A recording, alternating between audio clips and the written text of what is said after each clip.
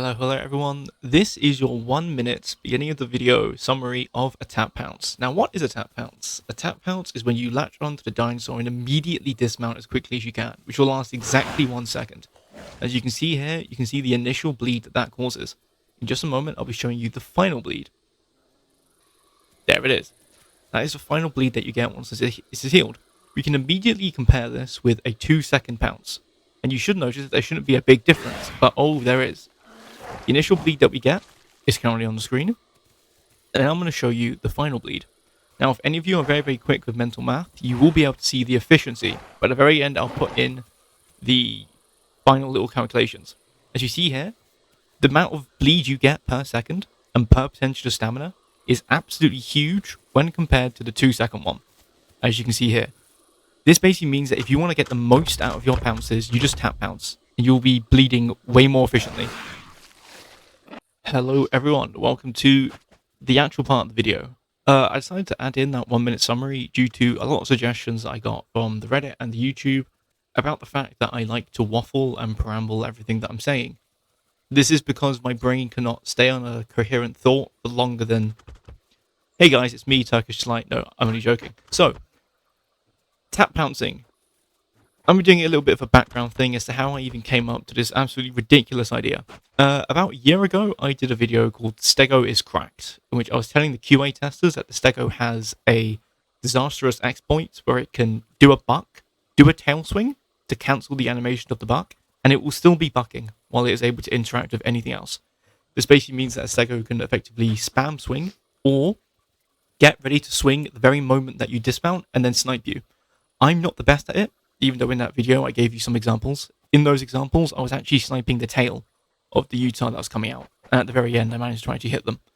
The Stego mains on this Discord, Chonk and Hard Is My Style, are, well, sweats. I don't think they've washed in years. They're able to literally see the second that you dismount and then just snipe you off and you're dead.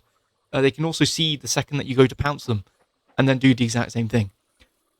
So during these calculations for bleed, my main focus was to see how much bleed it actually takes to kill a Stego and why it takes so goddamn long to do it. What I noticed is that there was a continuous 0.3 or so bleed that was consistent no matter what calculation I did. At the time, I just chalked this up to weird decimal points and that it just carried forward. But only until recently, when I started redoing bleed tests, did I notice that I was seeing the exact same result. There was a weird decimal point that lingers, where if you try and do complicated calculations to work out the exact bleed per second, the numbers aren't the actual same. You don't get the same number. So then I started thinking, wait, what if I test a tap pounce? Because it seems ridiculous. Why do I want to latch onto something for a second and then let go? And then I tested it, and then my mind was blown, and everything I knew was real completely fell apart. I genuinely feel like a guy out of a H.P. Lovecraft book that has looked too deeply into an eldritch horror and has now lost his mind. The reasons why I think this happens is either A, the devs have fucked up the calculations, or B, to give them some credit, they probably know that as a Utah player, the chances of you being knocked off by a pounce by another dinosaur is quite high. So they gave you a bit of leeway in which, even if you do a 1-second pounce, you still get something out of it. This is just my current theory. I have no idea. The point being is that we can abuse this. On the screen, I will be putting the data from the Paki test and then the Tenno test. I haven't got round to doing Stego, Serrado, Carno yet. This is because if you consider the fact that you have to wait around a minute and a half for the bleed to tick down and then do each pounce test, and you have to repeat them at least 3 times, you can go up to about over an hour per dinosaur per test, which is, oh, it's done something to my sanity at least. Overall, the main points to actually bring up is that the initial bleed you get for the 1 second is ridiculously efficient. On the Paki, we're talking about a difference of 5 bleed per second. Now, of course, the argument is that you could just hang on for longer and just deal more bleed. And this is perfectly fine. You can kill things that way, just as efficiently. However, if you want to get the most bang for your buck, tap pouncing. I even showed in the calculations, a tap pounce takes 10 stamina. A 2-second pounce takes 4 stamina. the stamina requirement increases by 4% for each second a pounce you add up until it reaches around 13%, which is when the game automatically bucks you off.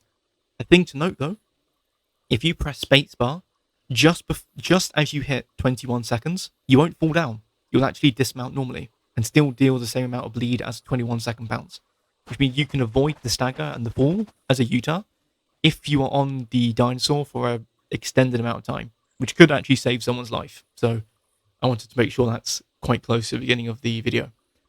As I showed with the Paki, the difference in bleed per stamina is 0.385 compared to 0.268. So already there's a difference of like 0.1 between those two results. And you only increase by 4 stamina. That's just because you're doing so much in the first second. Cami did a bunch of logarithmic graphs for the first test that we did and found out that it's an almost exponential decay. Once you hit 3 seconds, or 3.5 seconds to be exact, which is half of a bucking pounce, which lasts 7 seconds, the amount of bleed that gets added per second that you're on there is negligible. It doesn't matter. Once you're on there for 3.5 seconds, just get off, because you're getting nothing more out of it. So if you're confident in your ability to hit multiple pounces as a pack, then go for tap pounces, and you'll kill things quicker. If you're not as confident with hitting multiple pounces, then go for that 2 second or 3.5 seconds, just to make sure you get the most amount of returns with none of the diminishing side effects. This is really, really big news, actually. It basically implies that for years, we've been playing the Utah-Raptor / OMNIRAPTOR wrong. It's tap pouncing is the way to go. I'm not sure why, but here it is. Also, we saw. There you go. There's the mumbling beginning. We also saw some people talk about how they actually want to see how the tests work. So I've decided to show the full Paki test in all of its glory, sped up, so you guys can see how it literally is just a Utah pouncing me for a certain amount of time, and then me waiting patiently. God, for that bleed to like finally kick in. And then of course we have the graphs and data that's going to be on the screen. I will be including the graphs on an image in the description and in the pinned comments so that you guys can have a look at them. And then see what else you can draw from it. And then once I finish every single bleed test for every single dinosaur with the Utah, I'll be posting those results as well in a follow-up video to this one with any other finds that we make, so that all of you will now have a comprehensive guide as to how much bleed you deal per second with every single dinosaur, which I think will actually help a lot of people. I don't really see anyone else on YouTube really doing real in-depth tests with this. I haven't seen that many people even mention the fact that Stego can butt cancel. I don't even know if that's intended. A year ago, I talked to the QA testers about a lot of my findings, and a few of them actually did get patched out, which was nice. But they were mainly the fun ones, like cancelling all falling momentum with a Utah. I'm not going to tell you how to do that because I actually want to check if it's still in the game. But yeah, you can fall from any height as a Utah and cancel all of that downwards momentum and survive, which is disgusting. As well as the fact that you used to be able to, what was it? Obviously pack limits, but you also used to be able to run when you pick up bodies, which was really, really fun. You could just pick up any body of any size and the game would bug out and then, let you run with it, which was hilarious to watch a Utah carrying a full, Utah body and just flinging it around the place. I don't really have anything else to really say about the data in this video, because most of the points made in the first one, and this is just a follow-up with a more comprehensive thing. As we can see, with the Tenno test, you do way less bleed. Eventually, I'm going to calculate if there is a noticeable weight to bleed amount dealt ratio between all of the dinosaurs.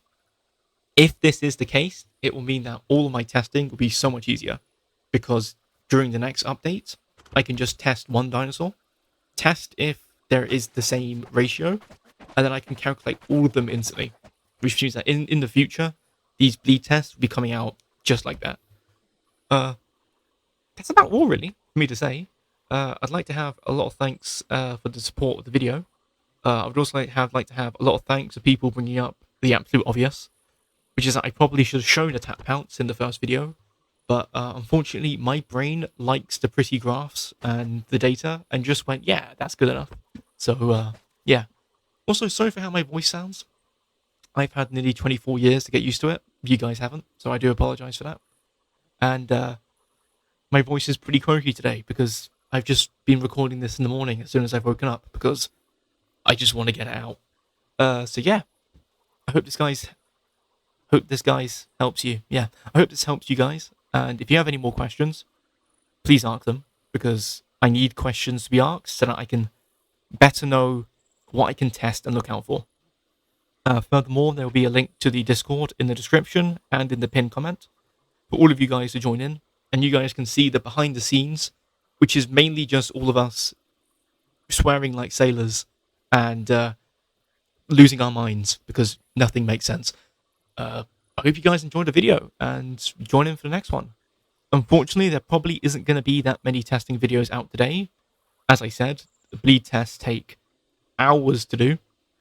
So hopefully tomorrow I will be releasing the start of a comprehensive diet guide, which I'm very, very excited for because I pointed out to the devs during the initial diet test that certain diets didn't actually give you the bonuses that they were meant to. They didn't come anywhere near close.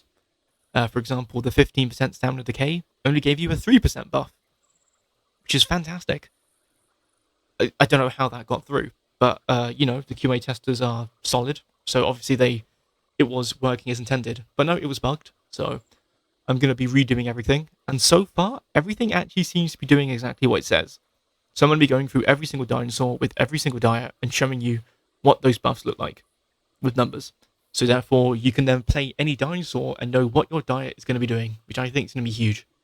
Furthermore, I'm going to do a video just with a quick mission statement for what I'm out for. But in case you guys don't see that video, my entire goal is to bridge the gap between the less informed players with the sweats. People like me and the people in the Discord, basically. The reason for this is that to this day, I still see Deinosuchuses that can't lunge. I still see dinosaurs that can't alt bite. I still see dinosaurs that can't do little tips and tricks that in my head, are like second nature at this point. And so I want to make sure that I can inform these people because this game will never ever be balanced if everyone is coming into it with their own assumptions and their own preconceived notions about what is and what isn't.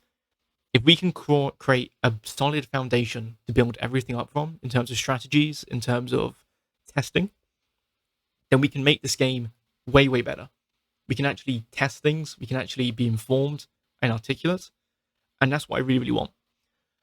One day I would love to be hunting with the Raptors Discord and one day see a dinosaur, acting like they know all the things that we do. Because that will put a giant smile on my face. I don't care if my ass gets handed to me. I don't care. Just knowing that people are able to enjoy and explore this game in the way that I have been doing for years would make me so, so happy. So I hope you guys enjoy these videos and every bit of support is needed. Honestly, thank you. Sayonara.